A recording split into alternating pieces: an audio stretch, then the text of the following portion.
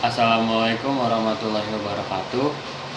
Nama saya Muhammad Harmadi Wahmafiandaru dari TPA NIM 19010012. Di sini saya akan cerita tentang Nabi, khususnya Nabi Muhammad sebagai Nabi penutup umat manusia yang jumlah nabi yaitu sebanyak 124.000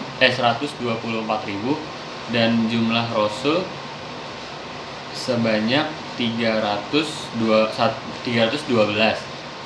Namun jumlah nabi dan rasul yang wajib diketahui itu hanya sebanyak 25 saja.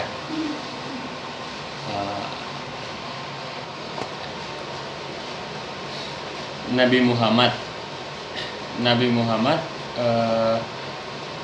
meninggal di Madinah. Kok langsung meninggal ya? Beda di sini aja nggak apa-apa. Nabi Muhammad bin Abdullah lahir pada tahun 570 Masehi atau tahun gajah di Mekah dengan ayahnya yang bernama Abdullah bin Abi Muthalib dan Aminah binti Wahab. Nabi Muhammad adalah seorang nabi dan rasul terakhir bagi umat Islam. Nabi Muhammad memulai penyebaran agama Islam untuk seluruh umat manusia adalah mewariskan pemerintahan tunggal Islam.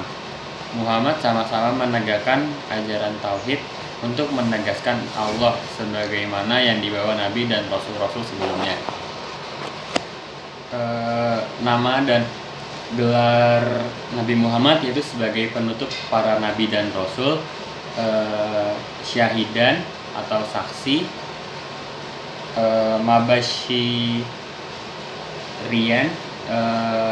sebagai pemberi kabar gembira, lalu nazir pemberi pengingat, dai penyeru kepada Allah,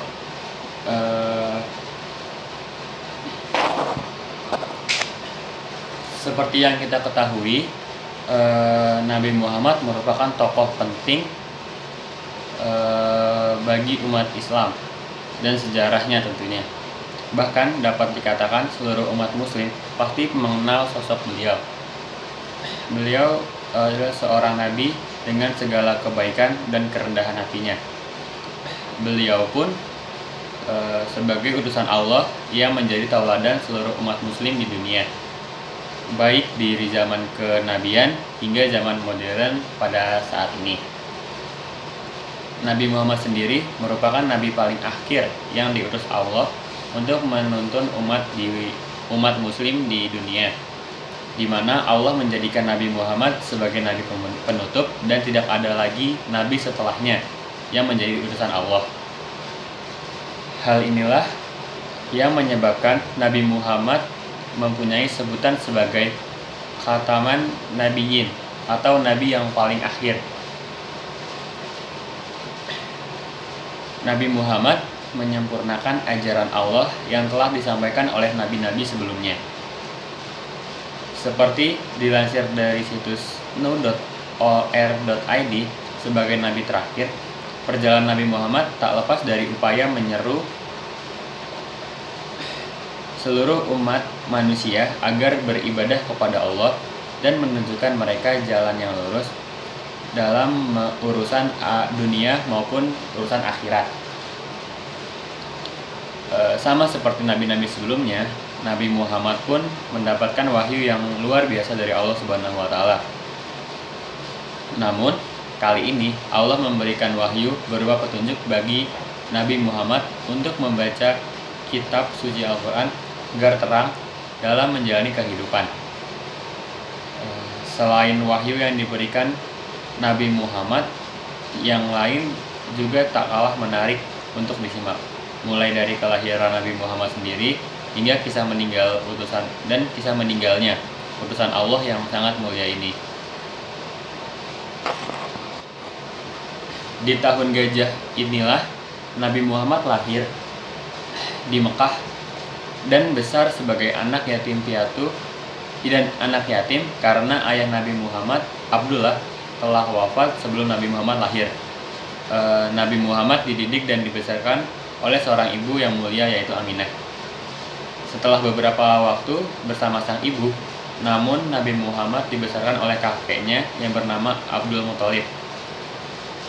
Namun tak berselang lama, setelah 2 tahun bersama sang kakek tercinta, Nabi Muhammad pun harus rela ditinggalkan kakek yang turut membesarkannya.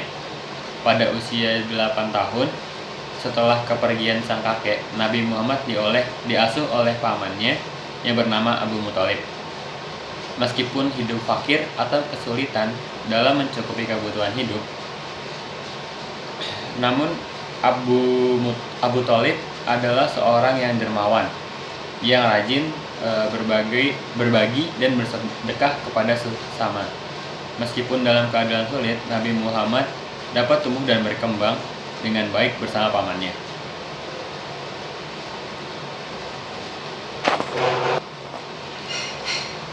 Nabi Muhammad pun diberikan wahyu yang pertama yang sungguh luar biasa dari Allah Subhanahu wa taala.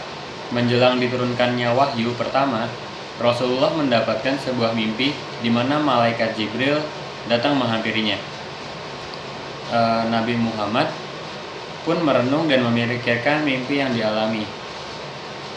Dengan menyendiri di Gua Hiro, kemudian di tempat itulah Nabi Muhammad diperlihatkan Allah bahwa mimpi yang dialami itu benar-benar ada. Pada saat itu, malaikat Jibril datang kepada Rasulullah untuk menurunkan wahyu pertama yang diberikan Allah Subhanahu wa taala. Saat itulah Allah menurunkan ayat Quran surah Al-Alaq ayat 1 sampai 4.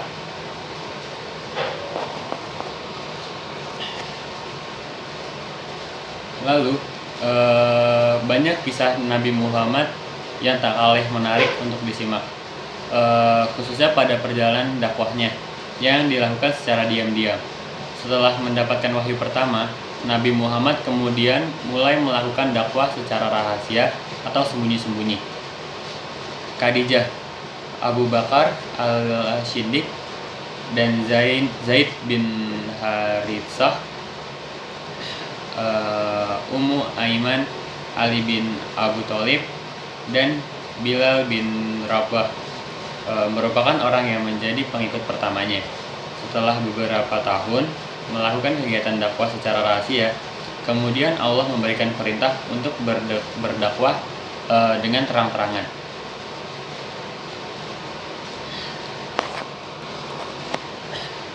Lalu ada peristiwa Isra Mi'raj, juga termasuk perjalanan penting dari kisah Nabi Muhammad yang bermakna dan mempunyai pesan mendalam.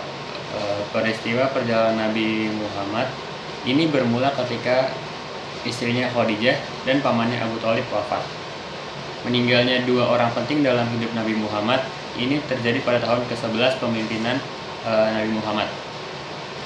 Tahun tersebut merupakan tahun yang menyedihkan bagi seorang Nabi Muhammad. Ia harus kehilangan istri tercinta yang selalu mendampingi serta pamannya yang telah mengasuh sejak kecil. Namun, setelah peristiwa itu, Allah mengutus malaikat Jibril untuk menghampiri Rasulullah melakukan perjalanan dari Masjidil Haram ke Masjidil Aqsa. Perjalanan ini disebut juga dengan perjalanan Isra Mi'raj.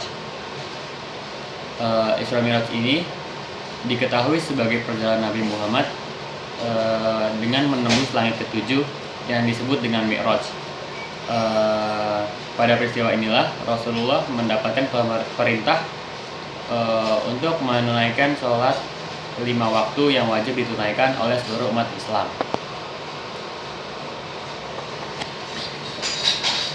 Perjalanan Nabi Muhammad yang terakhir yaitu meninggalnya peristiwa utusan Allah yang paling akhir ini. Konon Nabi Muhammad menderita sakit yang dialami selama beberapa bulan. Setelah melewati penyakitnya, Nabi Muhammad pun dikabarkan meninggal dunia. Pada saat terjadinya peristiwa menyedihkan itu, sahabatnya Abu Bakar sedang tidak berada di Madinah. Kemudian setelah diberitahu beliau segera datang ke rumah Aisyah dan mengucapkan pidato yang berisi, "Ketahuilah, barang siapa yang menyembah Muhammad, maka sesungguhnya Muhammad kini telah mati. Barang siapa menyembah Allah, maka sesungguhnya Allah tetap senantiasa hidup, tidak akan pernah mati." Pada saat itulah seluruh umat muslim berduka dan harus merelakan suri tauladan yang telah mengajarkan kebaikan dan menjalani kehidupan. Sekian dari saya. Wassalamualaikum warahmatullahi wabarakatuh.